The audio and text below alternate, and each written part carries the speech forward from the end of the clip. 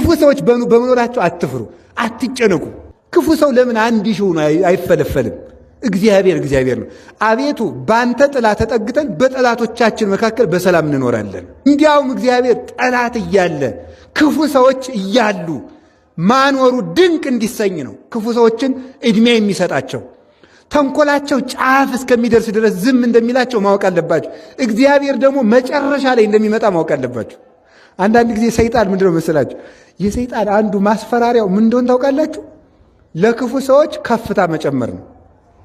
ከፍታ እየገደሉ ሹመት ይጨምርላቸዋል፣ እያጠፉ ሀብት ይጨምርላቸዋል፣ እየገደሉ ተከታይ ያፈራላቸዋል። ከዚያ ምን እንላለን? ጎበዝ ልናልቅ ነው፣ እነገሌ እኮ እንዲሆኑ፣ አሁን ደግሞ ጭራሽ እንዲሆኑ ማለት እንጀምራለን ማለት ነው። ግን ልብ ብላችሁ ስሙ።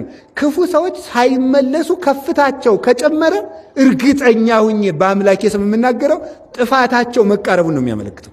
ሰው ሳይመለስ ንስሐ ሳይገባ በእግዚአብሔር ሳያምን ከፍታው ከጨመረ ውድቀቱ ተቃርቧል ማለት ነው። በእግዚአብሔር የሚያምን ሰው ከፍታው ሲጨምር ደግሞ እሱ ድህነት ይዞ ሊመጣ ነው ማለት ነው። ይህ እርግጠኛ መሆን አለባቸው።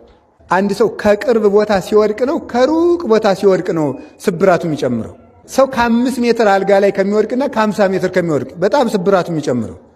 በጣም ተንቆጫቅጮ ትቢያ የሚሆነው በጣም ከፍ ብሎ ሲወድቅ ነው። እንዲህ ያለው ምን ይለዋል መሰላችሁ መጽሐፍ?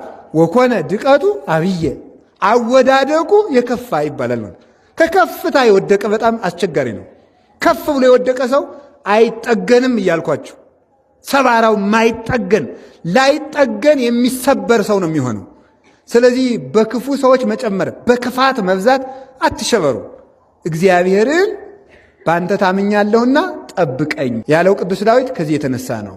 ስለዚህ እግዚአብሔር ክፉዎችን ስላላጠፋ እየጠበቀን አይደለም እንዳይመስላችሁ። እግዚአብሔር የሃይማኖት ብርታት ይጨምርልን።